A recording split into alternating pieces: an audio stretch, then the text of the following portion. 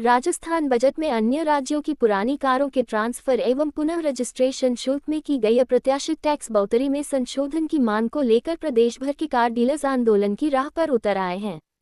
इस संबंध में पुरानी कार्स और राजस्थान वाहन व्यापार संगठन ने मुख्यमंत्री भजनलाल शर्मा के नाम का ज्ञापन देकर टैक्स में राहत की मांग की। संगठन की ओर से जयपुर में आयोजित प्रदेश स्तरीय बैठक में जुटे सैकड़ों डीलर्स ने एक स्वर में कहा कि पुराने टैक्स को ही यथावत रखा जाए, वन नेशन वन टैक्स लागू हो। साथ ही चेतावनी दी है कि आगामी 15 दिन में राज्य सरकार ने सकारात्मक निर्णय नहीं लिया तो आंदोलन को तेज किया जाएगा। हमारी सरकार से केवल एक ही प्रार्थना है कि राजस्थान की व्यापारी जो पुरानी गाड़ियों का काम करते, कारों का खास तौर से, और दूसरा राजस्थान की जनता के साथ ये भेदभावपूर्ण व्यवहार क्यों है, वो समझ से परे है।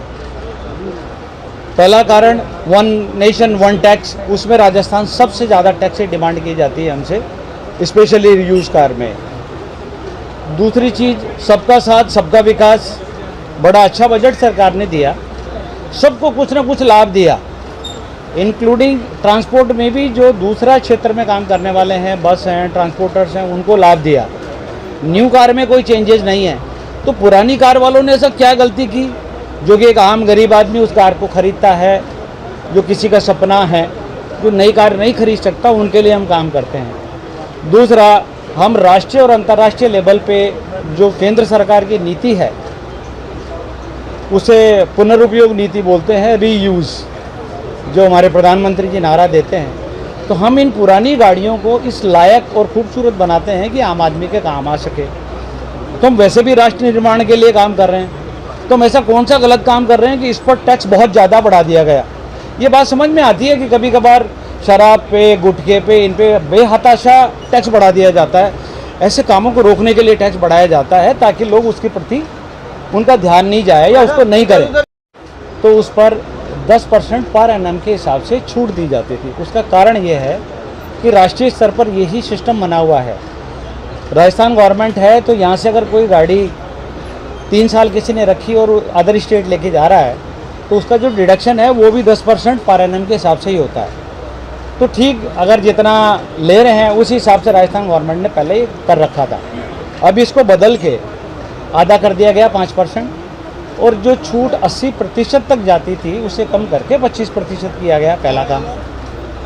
दूसरा, जहां टैक्स उठा करके अदर राज्यों में 2 से 5 हज़ार रुपये के अंदर गाड़ी ट्रांसफ़र हो जाती है, यहाँ हमारी कैलकुलेशन गाड़ी की कीमत के हिसाब से होती है।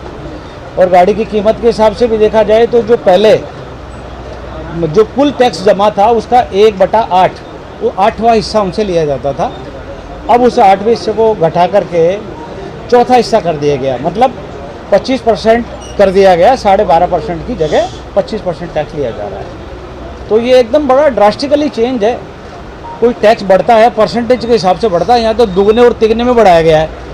और स्पेशली केवल पुरानी कारों में क्यों बढ़ाया गया, यही हमारी आपसे यहाँ अगर गाड़ी बेचोगे उसी पे टैक्स है, अगर यहाँ सेकंड हैंड कोई गाड़ी खरीदता है तो उस पर भी किसी तरह का टैक्स होता है।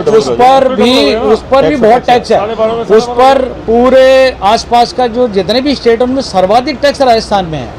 अभी बजट में उसमें बढ़ोतरी थोड़ी बिल्कुल बढ़े, उसको डबल कर दिया गया। पहले कितना था और अब कितना कर? पहले 12.5 था, अब उसको 25% कर दिया गया। मतलब कुल टैक्स का पहले 1/8वां हिस्सा दोबारा लिया जाता था। वो 8वां हिस्सा भी गलत था लेकिन दोबारा लिया जाता था। लेकिन उसको देकर के, और जो राज्य की जनता है वो ठीक है भाई टैक्स लग रहा है तो, लेकिन उससे भी उसको डबल कर दिया गया। ठीक है, तो आपका नाम और डेजिग्नेशन बता दीजिए। मेरा नाम महेश पारिक है और मैं इन सब के साथ, मैं इनके समर्थन में आया हूँ। और मैं भी हमारे राजस्थान के सारे व्यापारियों की तरह कार सेल परचेज